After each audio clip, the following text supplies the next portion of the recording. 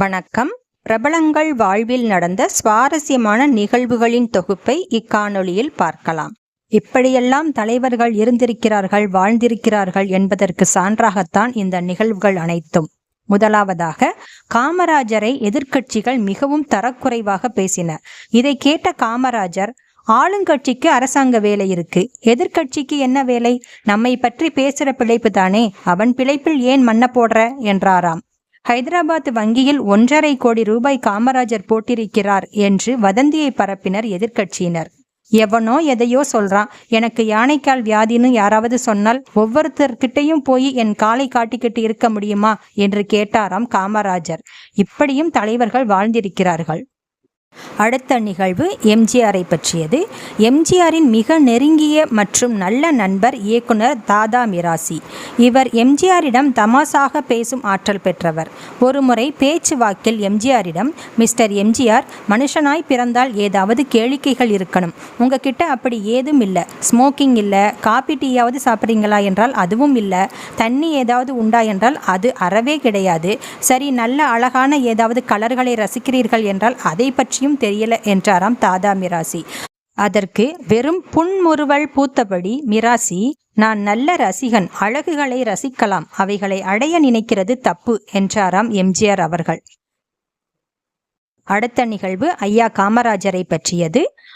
ஒருமுறை காமராஜர் முதல்வராக இருந்தபோது குறத்தி மகன் படத்தை காமராஜருக்கு போட்டு காட்டினார் அந்த படத்தின் இயக்குனர். அந்த படத்தில் அரசாங்கத்துக்கு எதிரான பல கருத்துக்கள் இருந்தன.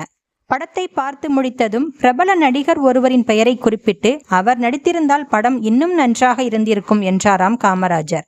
படத்தில் அரசாங்கத்திற்கு எதிரான பிரச்சாரம் இருப்பதால் அவர் நடிக்க மறுத்துவிட்டார் என்றாராம் இயக்குனர்.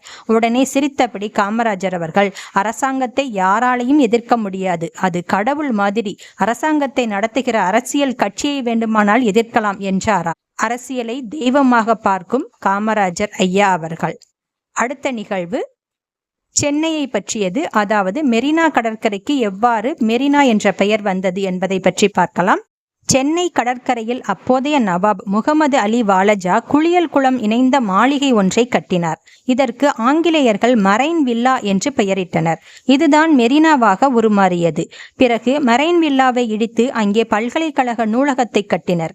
மரைன் வில்லா மறைந்தாலும் மெரினா என்ற மறுவு சொல் மட்டும் நிலைத்துவிட்டது மெரினா கடற்கரைக்கு.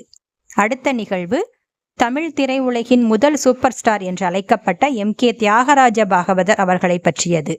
2ஆம் உலகப்போர் நடந்த காலகட்டத்தில் இலவசமாக பல கச்சேரிகள் நடத்தி செஞ்சிலுவை சங்கத்திற்கு நிதி திரட்டி தந்தார் பாகவதர் அவர்கள். இதற்கு பிரதி உபகாரமாக திருச்சி திருவெரும்பூர் பகுதியை அவருக்கு இலவசமாக தர முன்வந்தது பிரிட்டிஷ் அரசாங்கம். ஆனால் அதை ஏற்காமல் வேண்டாம் என்று கூறிவிட்டார் பாகவதர். இந்த மனது யாருக்கு வரும்? இது போன்ற பல பிரபலங்களின் சுவாரஸ்யமான தகவல்களை தெரிந்து கொள்ள தொடர்ந்து இணைந்திருங்கள் தமிழியுடன். நன்றி.